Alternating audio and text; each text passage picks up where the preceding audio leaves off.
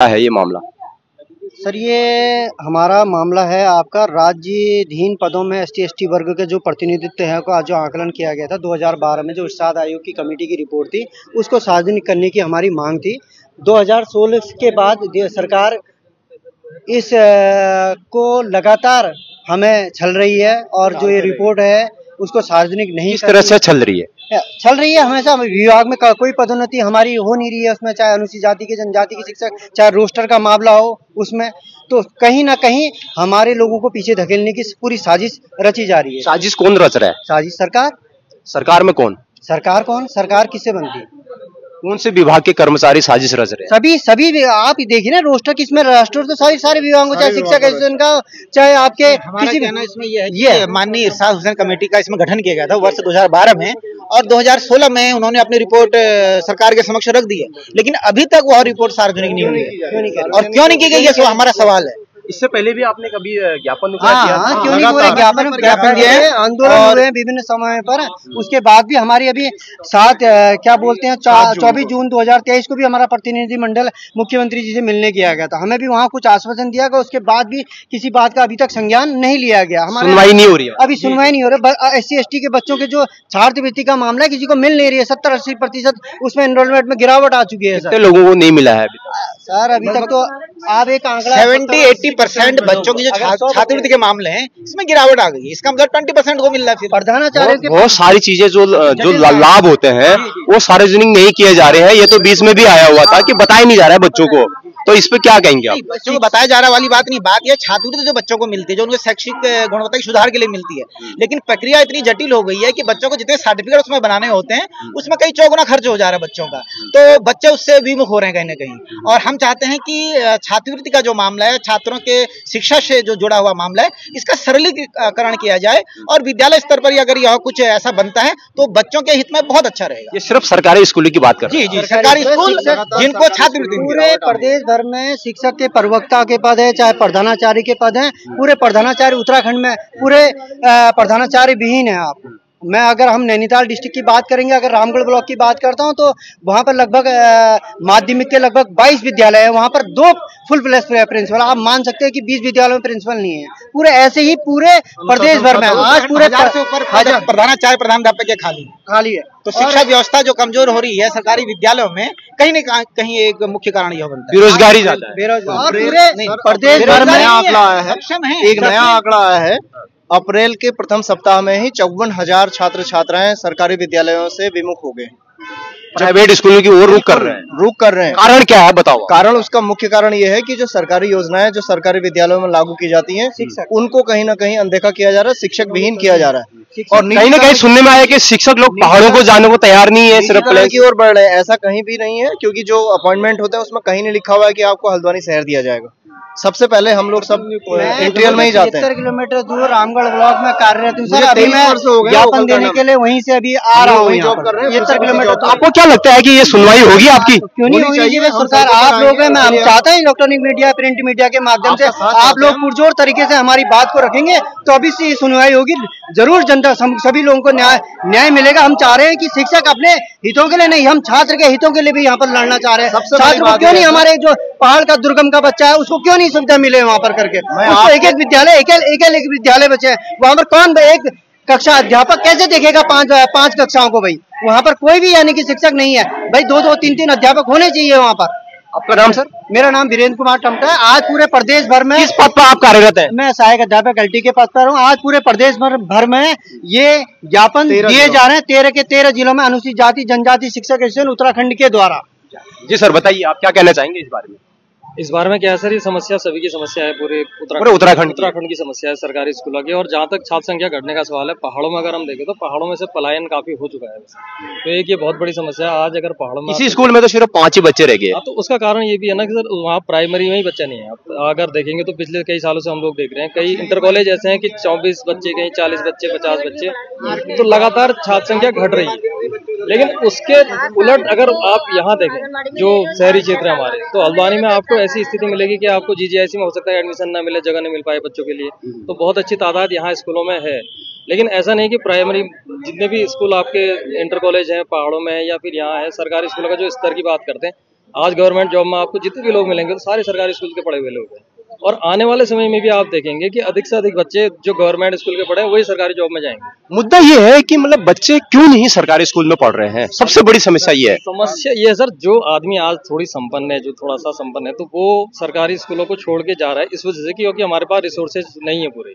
अगर आप पहाड़ों के स्कूलों में देखेंगे तो प्रॉपर आपको ना लैब मिलेगी वहाँ, ना बिल्डिंग प्रॉपर मिलेगी, और उसके अलावा आपके जो टीचर्स शॉर्टेज है हमारे वहाँ। मेन समस्या टीचर शॉर्टेज को लेकर। शॉर्टेज है। क्या आप लोगों को जैसे आप एक मैथ के टीचर हैं तो सभी विषय पढ़ाने होते हैं या फिर नहीं सर, इसमें ये अलग अलग, जैसे प्राइमरी में अगर है तो आप कह रहे हैं ना टीचरों की कमी है, तो अगर कमी है तो फिर एक ही टीचर को 4 सब्जेक्ट पढ़ाने पड़ेंगे क्यों सर? उसमें सर वो होते हैं, पहाड़ों में ऐसी व्यवस्था है, एक कॉलेज में 5-5 लोग। अगर प्राइमरी में हम देखें तो प्राइमरी में सारे एक टीचर, प्राइमरी क्या 1 से 12 तक की बात कर रहा हूँ। 12 में जब होता है तो उसकी अलग अलग कैटेगरी बनी हुई है ना, जैसे आपने कहा ना टीचर कम है तो सब्जेक्ट तो पढ़ाने पड़ेंगे, तो अगर वो मैथ का टीचर है तो उसको तो हिंदी भी पढ़ानी पड़ेगी, ऐसा भी होता है क्या? हमने पढ़ाया है सर, मैंने खुद पढ़ाया है, मैं मैथ्स का लेक्चरर हूँ, मैंने फिजिक्स पढ़ाई है, वहाँ फिजिक्स का टीचर नहीं था तो मैंने फिजिक्स भी पढ़ाई है। आपने भी कभी पढ़ाया ऐसा अलग से? बिल्कुल सर, मैंने 3 सब्जेक्ट पढ़ाए। पहाड़ों में जब था तो आधा स्टाफ। आप किस सब्जेक्ट के टीचर है? मैं सोशल साइंस का हूँ। मैंने हाई स्कूल को अंग्रेजी पढ़ाई है, मैंने इकोनॉमिक्स इंटर के लिए पढ़ाया है,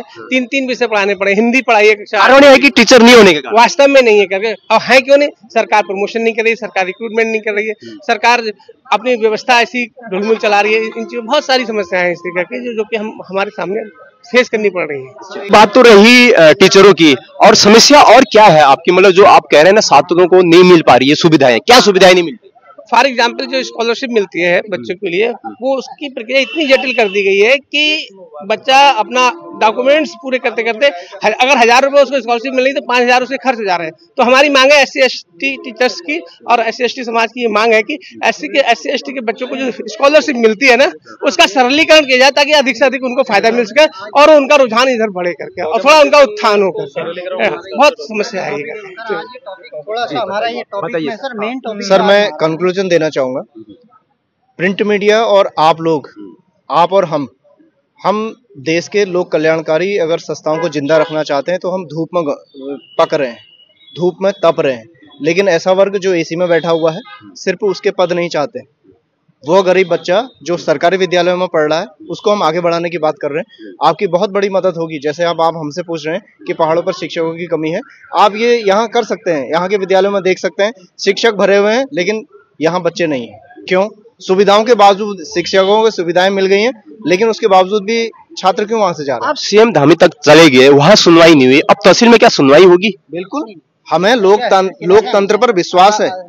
हम अपने जगह पर रहकर अगर अपने कर्तव्य का निर्वहन कर सकते हैं तो हम धामी जी नहीं, हम देश के मुख्यमंत्री ही, प्रदेश के मुख्यमंत्री नहीं, देश के प्रधानमंत्री और राज्यपाल प्रदेशों के और राष्ट्रपति तक ये बात हम इसी माध्यम से पहुंचाते हैं। ये एक लोकतांत्रिक तरिका है। अगर सुनवाई नहीं होती तो आगे किस तरह की कार्रवाई रहेगी, क्या क्या करेंगे? देखिए उनसे 7 जून को हमारा ये, आज नहीं 2012 से हमारा ये आंदोलन चल रहा है और अब हम इस स्तर पर पहुंच गए कि हमारे अब टेबल टॉक होगी।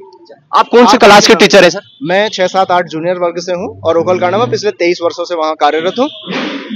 लगातार वहां संख्या गिरती जा रही बच्चों की। क्या नाम है सर आपका? मैं विजय कुमार। धन्यवाद सर। बताइए सर। सर ये जो हमारा हमने एक दिया है, महोदय को हमने कहा है कि भाई पूरे प्रदेश भर के ज्ञापन दे रहे हैं। यहाँ पर हमारा है कि 7 जून तक अगर हमारी बातों को यानी कि नहीं सुना जाएगा तो प्रदेश के अनुसूचित जाति जनजाति शिक्षक संघ और सभी कर्मचारी संगठन मिलकर आंदोलन के लिए चरणबद्ध तरीके से बाध्य होंगे। और मैं जो आप अभी बात कर रहे थे, शिक्षा हमारे जो नौनिहाल, जो हमारे गरीब बच्चे हैं, चाहे वो किसी भी वर्ग में हो सर, गरीब बच्चे हैं, वो अपनी मेहनत और लगन से पूरी तरह से पढ़ रहे हैं। हमारे वहाँ भी पहाड़ों में भी बच्चे 99% से ऊपर को 90% से ऊपर लाने वाले बच्चे हैं, परंतु कुछ संसाधनों की उनके पास कमी है। उस संसाधनों को सरकार को दूर करना चाहिए, सरकार कर रही है। हम ये नहीं कह रहे हैं कि बहुत सी चीजें ऐसे हैं, मैं आपको रोकूंगा। भोजन माताओं का भी यहाँ पर बहुत से उत्पीड़न हो रहा है, चाय से लेके हमको निकाला जा रहा है, हमको ये करा जा रहा है, तो इस तरीके की शिकायतें यहाँ पर आ रही थी। तमाम यहाँ पर ये भी मुद्दा हुआ है, तो क्या ऐसा सरकारी स्कूलों में ये होता है क्या? इस तरह से वो धरना कर रहे हैं भोजन माताएं? नहीं नहीं नहीं, उससे नहीं, वो उनकी अपनी मांगे हैं, वो उनके संगठन के तले होगा। आज हमारे SC/ST टीचर संगठन है, वो अपनी मांगे है शिक्षा व्यवस्था की बेहतरी के लिए, अपने अधिकारों के लिए, जो संविधान प्रदत्त अधिकार है, जो प्रतिनिधित्व का मामला है, उसके लिए माननीय रिसार्च कमेटी के सार्वजनिकरण के लिए ये मांगे लेकर आज हम माननीय सिटी मजिस्ट्रेट के माध्यम से मुख्यमंत्री जी को अपनी बात पहुंचाना चाह रहे हैं और चाह रहे हैं कि 7 जून 2025 तक वो हमें वार्ता के लिए बुलाए, कोई समाधान निकाले, नहीं तो उसके पश्चात अन्य जितने भी संगठन हैं उनको मिलाकर आगे की रणनीति तय की। पूरे ठीक है, आप कुछ कहना चाहेंगे? नहीं, मैं ये कह रही थी ना, जो भोजन माताओं का मामला है वो हमारा मामला नहीं है, वो उनकी अपना संगठन है भोजन माताओं का, और उनकी अपनी मांग है। हम यहाँ शिक्षा संगठन से बात ज्ञापन के मुख्य बिंदु है SC/ST टीचर एसोसिएशन के प्रांतीय आह्वान पर प्रत्येक जिले में माननीय मुख्यमंत्री जी को यह ज्ञापन हर जिले से भेजा जा रहा है।